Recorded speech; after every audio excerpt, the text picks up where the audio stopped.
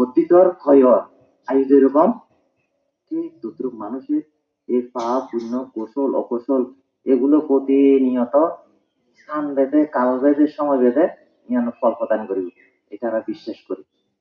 যদি বিশ্বাস যদি নগত্য মানুষের কিয়র বুদ্ধিবিক্রমালা কিয়র এই পুণ্যকর্ম কিয়র এই হরিচুর দান কিয়র ধর্মদান কিয়র জ্ঞাতি বুঝন কিয়র দেবদান কিয়র মাতৃপূজা কিয়র পিতৃপূজা ইত্যাদি মানে লাভ সৎকারও যদি চিন্তা করে তাহলে মানুষ মানুষ কোনদিন পুণ্যকর্ম করিবার অংশগ্রহণ করিবার আয়োজন করিবার ইচ্ছা পোষণ নিত। তাহলে অন্তত পক্ষে আজকের দিনের মধ্যে অন্তত পক্ষে সৃষ্টি হয়েছে কি আর আজকে তার একদিনও নয়, এটা অনুষ্ঠানটা আর হঠাৎ করে দিন নয়। ওই যে বছর পরিক্রমায় যেরকম মানুষের জীবনে একটি প্রমোশন বা শিক্ষাগত যোগ্যতা বা যে কোনো স্থানের একটা জায়গার একটা আকাঙ্ক্ষা সৃষ্টি হয়, ঠিক তদ্রুপ একটু পুণ্যকর্ম আজকে বছর ঘুরে একটা আর মধ্যে সৃষ্টি হয়ে দেখি আর প্রতিবিক্ত হয়ে একটু ইতিহাস ঐতিহ্য সম্বন্ধে যেত আপনারা যারা প্রবীণ আছেন তারা অবশ্যই বেশি বেশি জানেন। ইতিহাস সম্বন্ধে এই বৃক্ষের সকল বৃক্ষের মানুষের যেরকম প্রতিষ্ঠানের যেরকম ইতিহাস ঐতিহ্য রাস্তা যেরকম ইতিহাস ঐতিহ্য গ্রামের যেরকম ঐতিহ্য ঠিক তদ্রুপ বুদ্ধিবৃক্ষের ইতিহাস ঐতিহ্য আছে। বুদ্ধ শুধু এক জায়গায় এক স্থানত যে জ্ঞান অর্জন করছে তাই না, তবে যে আবার জ্ঞান অর্জন শাসক করতে এই বুদ্ধিবৃক্ষ নিচে যে জ্ঞান অর্জন করি বুদ্ধিবৃক্ষ হতে অবলম্বন নিশ্চিত হতে দৃষ্টিতে হতে এক সপ্তাহ চাইছে তাকাই আছে।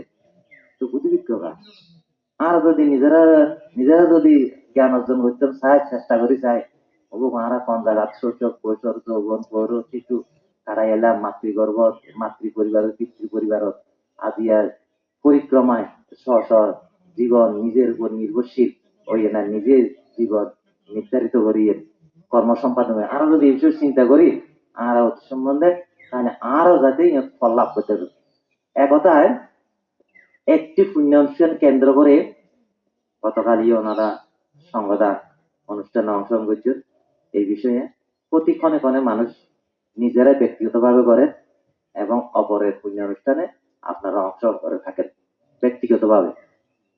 তাহলে ঠিক তদ্রুপ আজকের অনুষ্ঠান তার ব্যক্তিগত নয়, আজকের অনুষ্ঠান সার্বজনীন দান সার্বজনীন পুণ্যানুষ্ঠান। তো শাস্ত্র করতে ব্যক্তিগত দান হচ্ছে সার্বজনীন দানের পুণ্যের ফল বেশি অপরমণীয়।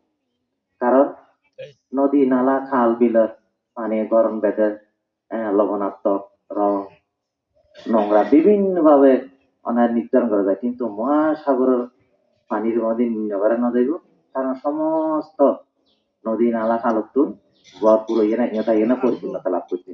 ঠিক তদ্রুপ আজকের পুণ্য অনুষ্ঠানও আজকের পুণ্য অনুষ্ঠানও সার্বজনীন ভাবে দানটা এই জন্য সকলে সর্বাত্মক ভাবে কেউ কায়ের দ্বারা কেউ বাক্যের দ্বারা কেউ অর্থের দ্বারা কেউ মনের দ্বারা যে যেভাবে পেরেছেন সেভাবে অংশগ্রহণ করেছেন। কেউ অংশগ্রহণ না করতে পারলেও দান ধর্ম বিভিন্ন ভাবে পাঠিয়ে দিয়েছেন।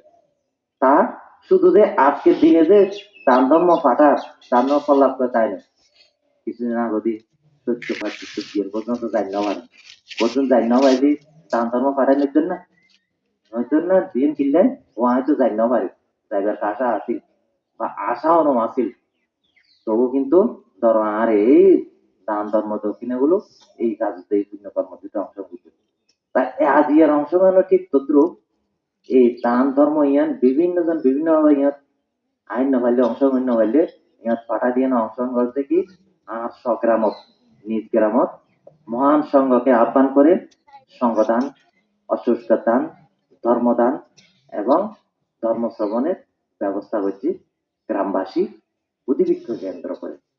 তাহলে কি দান শাসক করতে কালে না ধর্ম শ্রবণের কালে মানে সময়ে সময়ে ধর্ম শ্রবণ করা এবং ধর্ম বিষয়ে আলোচনা করা করতে মঙ্গলের মধ্যে ইয়ে উত্তম হল। ধর্ম কি তথাগত দর্শন বলতে সাধুর পাইতে ধারণত দুঃখময় সারে পাই প্রতিকে না দিয়ে মানব ফলকে ধারণ করে বলে ধর্ম।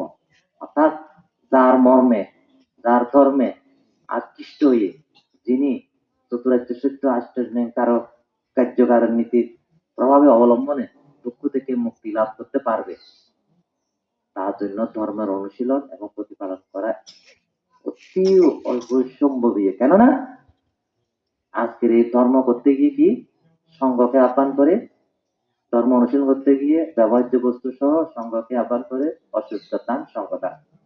শাশ্বত সংঘ বিশুদ্ধ বড় দাক্ষিণীয় সংঘকে দান করিলে মহাফল বা পুণ্য লাভ হয়।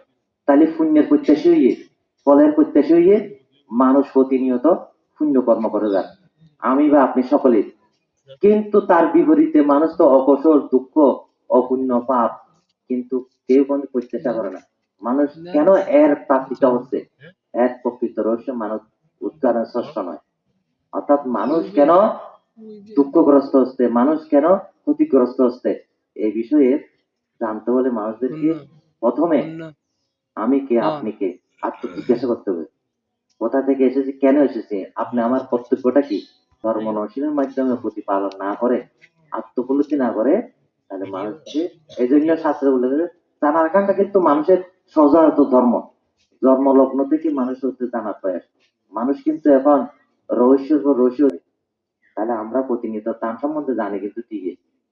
অর্থাৎ দান মানুষে কেন করে, অর্থাৎ নিজের কষ্টার্জিত অর্থ বৃত্ত থেকে পরিবার পরিজন বা সংঘকে বা আত্মীয়জনকে অর্পণ করা, এগুলো হচ্ছে আজকে সমাজের ব্যক্তিগতভাবে দান দিয়ে সার্বজনীন ভাবে রূপ নিয়েছেন, এগুলা একটি দান।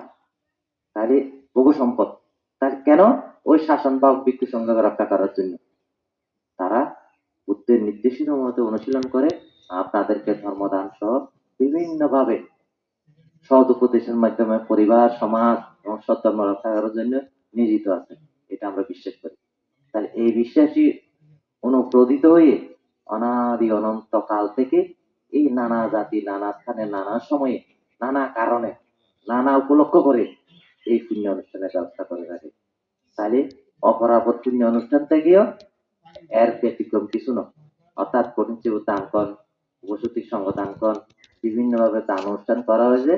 এই দান অনুষ্ঠানকে এই অনুষ্ঠানও আর ব্যতিক্রম কিছু নয়, একই, অর্থাৎ উপলক্ষটা একটু বেশ কম আর স্থানটা একটু বেশ কম।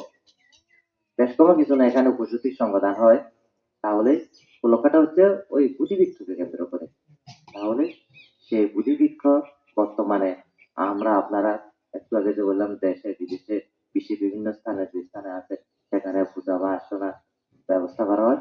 তা আগামীতে তিলক পূজার যে মিত্র বুদ্ধ যে গাছের তলে নাগেশ্বর, ফুল গাছের তলে নাকি বুদ্ধি জ্ঞান লাভ করে মানুষে, সেই বৃক্ষরও এখন অন্তত রোপণ করা যত্ন করা মানুষের শুরু হয়ে দিয়ে, তাহলে এটা আমরা বিশ্বাস করি।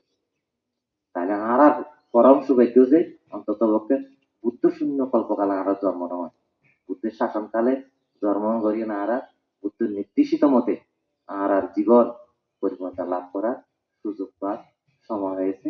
তাহলে সেই সুযোগকাল কাজে লেগে আমরা চতুর্থ মার্গ অসীম করে নিজেকে দুঃখ মুক্তির পথ অবলম্বন করতে পারি।